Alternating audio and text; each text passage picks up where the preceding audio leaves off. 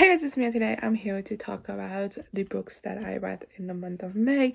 Last month in April, I kind of did my wrap-ups a little bit differently, a little bit quicker, and I really enjoyed it that way, so I'm gonna do it again. I did weekly vlogs like every single week of May, so I'll leave those in the eye above whenever I start like talking about books, and you know, you'll see it happen. But you can click on those to kind of see more of like in-depth thoughts about any of these books if you want to know more about them. If you don't want to do that after watching weekly vlogs, I get it. I also did in-depth reviews of all these books on my TikTok account, so go check that out as well. And yeah, it's linked in the description like always. So yeah, let's just get started with the stats. I read 12 books in the month of May, which amounted to 3,757 pages worth, which was an average of 314.58 per book and 112.77 per day. I read 3 books I own, 3 ebooks, 4 galleys from Night Galleys, and 2 library books. Then I read 1 1-star book, 2 2-star books, 3 3-star books, 4 4-star books, and 2 5-star books, which amounted to an average rating of 3.33 out of 5 stars. Then for age range, I read 2 middle grade books, 2 young adult books, and 8 adult books. We're back on that adult game. YA was my most read age range for a couple of months in a row, but we're back to adult. And then for genres, I have 4 contemporaries, 2 mystery thrillers, 3 fantasies, 2 horror novels, and 1 graphic novel. So let's get this party started with The Sizzle Paradox by Menon, which I gave 1 out of 5 stars to, and as a galley got from Night Gallery. If you don't know, Menon is the same author as Sandra Menon. They're the same person, just different names.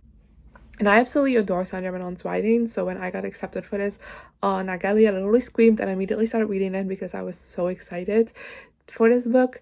And as you can tell by the star rating, I was usually disappointed. This is a adult romance, and I didn't like it.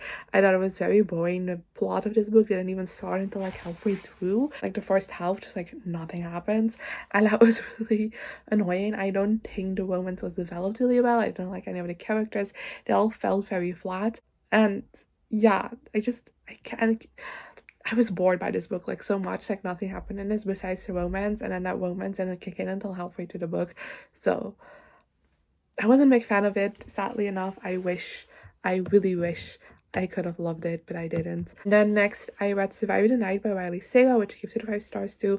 I had to return this one to my library. But I have heard a lot of great things about Riley Sager, but I've heard a lot of bad things about this book. And I thought maybe starting with this book would be great because I don't have like preconceived ideas of what a Riley Sager should look like. But I still didn't like it. So maybe this wasn't the best idea. So Survive the Night actually started off pretty decent. Like honestly, I liked it in the beginning because I thought it did a great job at like building the tension throughout the book, and I thought it did a great job like introducing this characters to the situation and just like having this like I don't know, like this tension in you and like feeling like, oh, what could it be, what is happening, like stuff like that. I thought that was great. But then at a certain point it introduced like a different perspective, and that's when this book started going downhill, because that perspective just kind of like gave away a lot and like took away the tension. Then after that, like certain reveals that were made and stuff I didn't really like. So I agree with the main consensus that it just wasn't that great of a book, but I will be reading more of Riley Sager in the future just because I really like the beginning of this book. Then next I read The Assassin's Blade by Sarah J. Maas, which I gave 2 to 5 stars. And this one I want to try and retry the Twin Class series. Like I read the first 3 books a couple of years ago, and then I kind of like took a break that was supposed to like last for like 1 or 2 months to then continue, but instead it took a couple of years, and now I just feel like I need to reread those 3 books before going into them. But I just wasn't that excited about it because I didn't like them. But I have been told like numerous times that The Assassin's Blade is a great way to start with the series, especially if you didn't really like the first 3 books. Reading Assassin's Blade is supposed to like rekindle the love, I guess. It didn't do that for me. I just thought not a whole lot happened in any of these stories. This didn't give me the insight on Selena as a character that I wanted to. I feel like it did nothing to like develop her character more or something. I thought the stories were boring. A lot happened in them. I just didn't really care that much. The only thing that I ended up loving about this is something I know won't continue on into the rest of the series, because I've already started the rest of the series. So that was a disappointment, but I will still be reading Throne of Glass hopefully next month, so that will get read. So then let's get into some books that I actually enjoyed. First one being Extra Age Eve by Talia Hibbert, which gave out of 5 stars. If you've been here, you know that I've been binge reading this series because I read Chloe, like the first book, and I liked Chloe Brown last month, and like immediately loved it, bought the other 2 books, and now I finally have arrived to being able to read Extra Age Eve Brown. And even though I love this entire series, I think this one is my favorite. I just really fell in love with these characters like immediately, especially Eve. Like this is a grumpy sunshine romance. That's like the main trope of this book, and I feel like Eve definitely is like the embodiment of sunshine. Like she just lights up the room every time she enters it, and she's such a delight to follow, but she also like has more serious moments as well, and I really like seeing those as well. And then Jacob is also just a really interesting character, and I really loved seeing him not really grow but like open up more, because like these parts of his character have always been part of his character, but it's just that as he and Eve get to know each other more, he opens up more and like shows that different side to himself. And I really loved seeing that happen. I really loved their relationship. They kind of go from disliking to each other to becoming friends, and then of course falling in love. And I really loved how that was done. I also really liked that they immediately like kind of had this attraction to each other. I really thought that was done greatly as well. And I just overall really loved this book like so much. Like I couldn't stop smiling while reading this book. Of course it has its serious moments in it, and those were handled with very well, but like overall it's one of this like very happy, very light, very warm-coming, because like this series is just like very funny in general, and this book is also just that. It's not the funniest book in the series. I think the funniest is Chloe Brown for me, but I still had a blast, absolutely had a blast reading this. And I will be doing a series review for this entire series, like a series discussion, pretty soon on my channel as well. So if you want to know more of my in-depth thoughts about like this entire series, that's coming up as well. Then the next book I read is Hide by Kiersten White, which I gave 4 to 5 stars to as a gal I got from Nagali. This is my first Kiersten White. I know she's a very popular YA author. This is her adult debut, also her horror debut, I believe. So it just happens by chance that she's trying something new and I'm trying something new. But I really enjoyed this. I feel like you could definitely tell that Kiersten White usually writes YA, because I felt like the characters felt very young, and I constantly had to remind myself that they were like 20-something-year-olds, even older, instead of 16-year-olds. So that was a little bit annoying. So that's why I Dr. Star. And then also I feel like the ending was a little bit abrupt. That's why I Dr. Star. But I still really had a blast reading this book. I think Kiersten White was great at building the atmosphere in this novel. I was great at actually getting me spooked while reading this book. I generally was a bit scared while reading and a bit anxious, and I really liked it. I really liked the hide and seek competition aspect of it all. I thought that was really well done. I also like this paranormal aspect to it, which I also thought how that was revealed was very interesting. And yeah, I'll definitely be reading more by Kiersten White in the future. Then next, we have another very popular author, Verity by Colleen Hoover, which I gave 2 to 5 stars to. I feel a bit weird talking about this book because I did enjoy reading it. It was a very quick read. I flew through it, and I'm glad I read it because it is so hyped. I'm glad I read it to like kind of see what it's about, and I did, like I said, have an enjoyable time reading this book. But for the rest, like, I would just feel mad about this book. This definitely is like a definition 3-star book for me, where they're just, I don't know, there just wasn't, I don't feel strongly like either way about this book, because it was fine. I just felt like the characters were pretty one-dimensional. The plot twists were very predictable, at least for me. I know a lot of people were like shocked with the plot twist in this one, but I feel like I saw everything coming to like certain extents. But it is a very gripping read. Like I wasn't like bored while reading this or anything. I was like flipping the pages very quickly. I wanted to get to the end, and not because I was disliking it, I was just like, oh my god, let's get this over with. It's because I generally like loved reading it, and I think Colleen Hoover is just like a great author in a sense of like gripping you from the very first page and like not letting you go until the very end. There's not a lot of authors who consistently do that, but from what I've read of Colleen Hoover so far, like she definitely does that. Then next we have The Hidden Oracle by Rick Riordan, which I gave 4 out of 5 stars to. This is the first book in the Trials of Apollo series, which I don't know why, but I've been putting it off reading for a while now. But I'm very, very sad that I did, because I really enjoyed this novel. I thought this was so much fun. I really thought Apollo was an amazing character to follow. He was so funny and so great, and I really loved seeing his development throughout this book, because he does go through a lot of development in this book. I also really like the side characters in this book. There's like this large cast of side characters, with like one main one that like is present for most of the novel, and I really loved her. Her name is Meg, I believe. And she was amazing. I love following her, and I'm very excited to see where she's going to go in the next couple of books, because some stuff happened in here. And then we also just have Camp Half-Blooders, new ones and old ones. And I really loved seeing the mix of the both. I feel like that was done really well. I really love Will, and I really love, what's his name? Oh my god, I really love Will and Nico, so they played a big part in this book as well. So that was fun to see. And I really overall just had a blast reading this novel. I do think the story kind of like lulled a little bit in the middle, and I was a little bit bored in the middle, which is why I docked a star. But overall, I still had a blast reading this. The ending of this is fantastic. Some stuff happens that I wasn't expecting, and now I'm very excited to continue on with the series, hopefully very, very soon. Then the next book I read is the Southern Apocalypse Guide to Slaying Vampires by Grady Hendrix, which I gave 4 out of 5 stars to. And I, again, really enjoyed this novel. I have read 2 other books by Grady Hendrix before. I really enjoyed them as well. And I know a lot of people think his books are like very hit or miss. They have like 1 or 2 that they really like, and then the rest they don't like. But so far, I'm 3 for 3. I really enjoy all of the ones I've read. Southern Apocalypse Guide to Slaying Vampires, I think, is just really good at transporting you into the world of these women that this book is about. It transports you into the world of these Southern women really well. It takes place in the 90s, I believe, and it doesn't feel like particularly 90s. My best friend's sexism feels very 80s. Like, this doesn't really, like, I sometimes have to remind myself that it didn't take place during present time.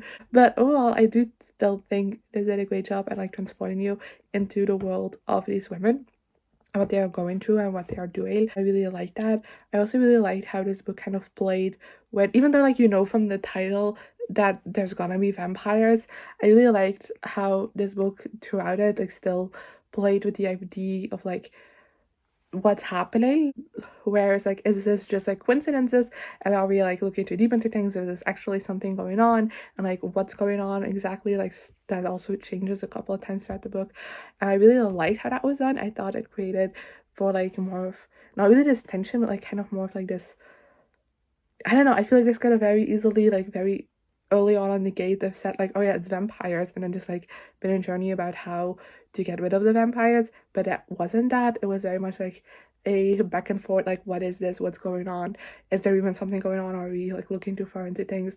And I really enjoyed that. I think it kept the mystery in a way more alive, even though, like, you know from the title that there's going to be vampires. But I don't know, I thought it was a lot of fun. And yeah, the characters did feel a little bit one-dimensional to me, and I wish we would have gone more in depth about some characters, because I was quite a lot of characters that I just kept mixing up, and I didn't really was able to like keep them apart. That's why Dr. Star kind of wish that would have gone a little bit more in depth into the characters. The next book I read, The Swim Team by Johnnie Christmas, which I gave 5 out of 5 stars to.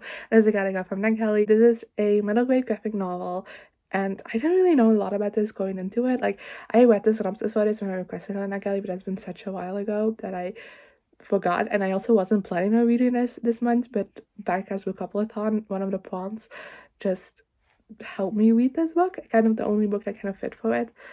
And I'm really glad I did, because I really loved this. I thought this was such a wonderful graphic novel about overcoming your fears and anxieties, and I really love how the main characters' like anxieties were visually represented in this graphic novel. I really liked her main character. I really liked her group of friends. I also really liked the sense of community that's represented in the graphic novel, and also the sense of family as well, because there was a relationship between the main character and her father that's like at the focus of this as well.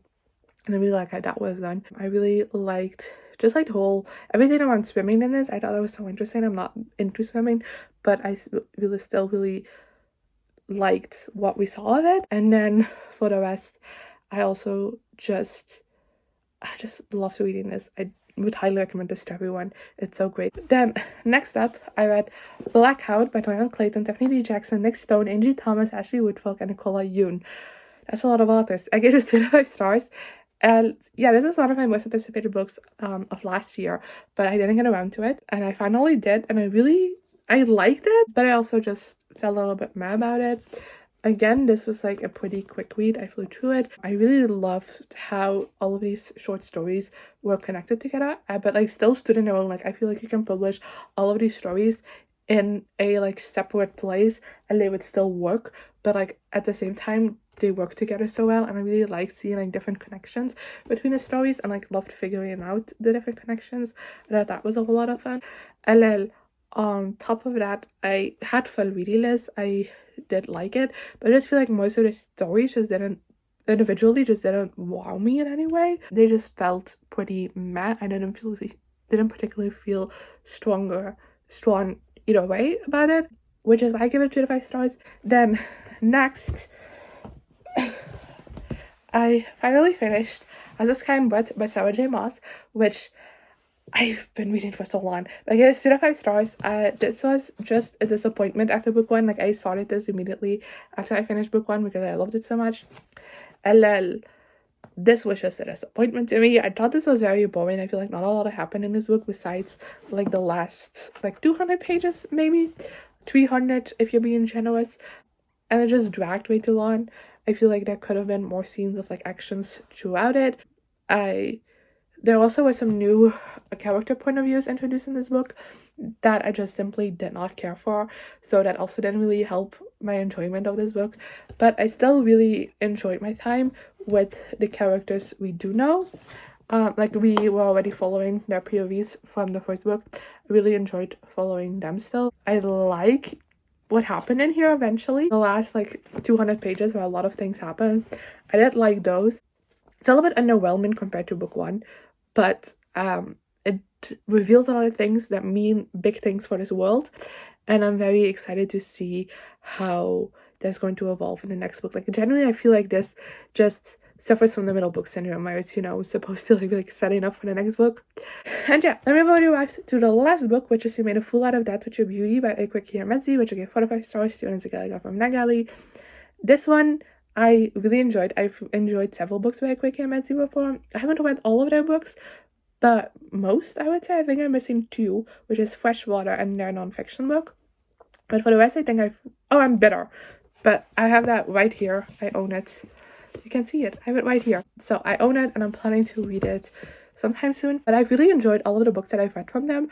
And when I heard they were writing a romance novel, I was super excited because, you know me, I've been eating up the romance books lately. So I was really excited for this book, and I was very happy when I got accepted for it on Nagali. And I do have to say, I had a blast reading this. I do think this has a bit of a rough start. Like, not super rough, but it is a bit slower. And it takes you a while to get, like, a little bit to get into it. Like, once the love interest gets introduced, like, this goes, and it goes so well. Really loved our main character. I thought she was fantastic. I really loved all of the characters in this. Basically, I thought they were all very well developed and very well created, I guess. I really loved our main character's best friend Joy as well, and I would love a spin-off novel about her. So Akwaeke Emezi, if you're watching, keep that in mind. I loved the love interest. I loved the cast of side characters. I thought they were all very well done. I really loved the romance. I thought that was done greatly. A bit incel-lovey, but I do really feel the connection between these characters. I understand why they fell for each other. They had great chemistry together, and also amazing communication. Like, honestly, I haven't seen this level of communication in a while in a romance novel, and I appreciate it. It was so well done. I also really liked the conflict in this book. I thought that was very realistic and very well done, and I overall just really enjoyed reading this book, and I would recommend it if you want to read it. That's all I have for you today. Not a whole lot, but I prefer doing my wrap-ups like this because they're always very stressful because they're very long, and this way I can still give you my thoughts on these books, but it isn't such a hassle to film and edit. And yeah, I hope you enjoyed as well. And let me know in the comments below what you thought of these books, if you've read them, as well as some of the books you read this month, and I guess I'll see you guys next time. Good.